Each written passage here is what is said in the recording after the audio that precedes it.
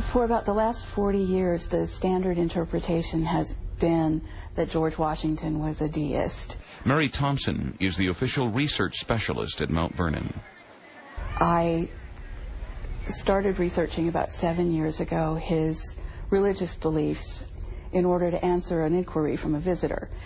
And what I found very early on was that this was a man who believed that God took an active part in the founding of the United States, a man who believed that God took an active interest in people's lives, and that the way a person behaved in reference to God would influence how God related to him.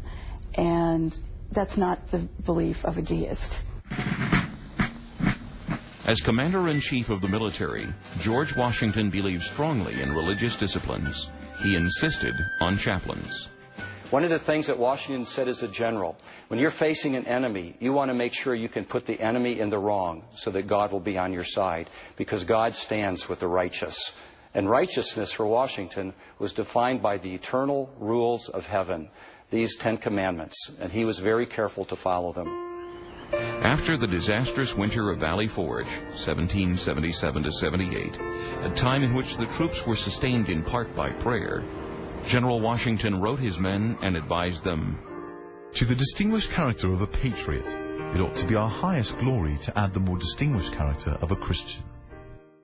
He once wrote the following words to a group of Indians who wanted help on educating their children. "You do well to wish to learn our arts and ways of life, and above all, the religion of Jesus Christ. Congress will do everything they can to assist you in this wise intention." No one can dispute that Washington spoke about providence all the time. But what did he mean by that term? I would think that God and providence are synonymous in Washington's mind. When you look at a number of the letters, it becomes obvious that he feels that providence is all-knowing, all-wise, that providence is involved in what happens in the world. All the objections to Washington as a Christian have essentially ripped him out of his late 18th century Anglican tradition. A review of the evidence shows a man with deep-seated Christian convictions and practices. George Washington must be viewed as one of the finest Christian statesmen that America has ever seen. But when you look at a man who said, "My creed is not words but deeds," take a look at his deeds. And his deeds at every point represent a man who's deeply committed to the Christian faith. It was here in historic Yorktown, Virginia, that General George Washington defeated the British and secured our liberties back in 1781. Behind me is Grace Church, which along with the rest of this town suffered through that siege. Washington said that God's help to the American cause was so conspicuous that one must be worse than an infidel that lacks faith, and more than wicked that has not gratitude enough to acknowledge his obligations. In other words, America, according to the father of our country, owes a debt of gratitude to God for its very existence. We owe our very existence as a nation to the guiding hand of God. Yet there are those who want to ignore or even suppress this wonderful part of our history. The new Capitol Visitor Center in Washington, D.C. is a case in point.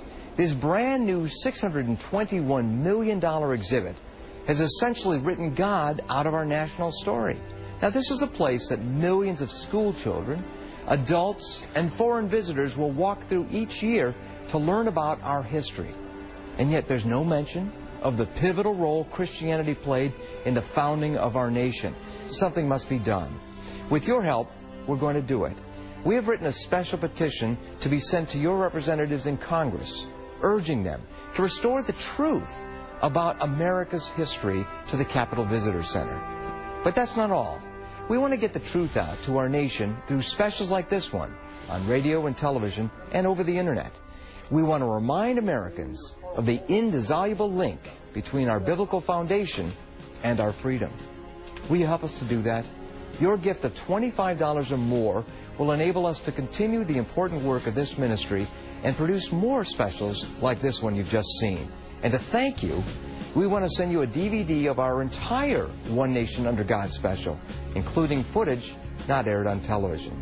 Please get yours and pass it around to help educate others about our precious Christian heritage and what's at stake if we forget it. Your gift will enable us to send a copy of this special to every member of Congress as well.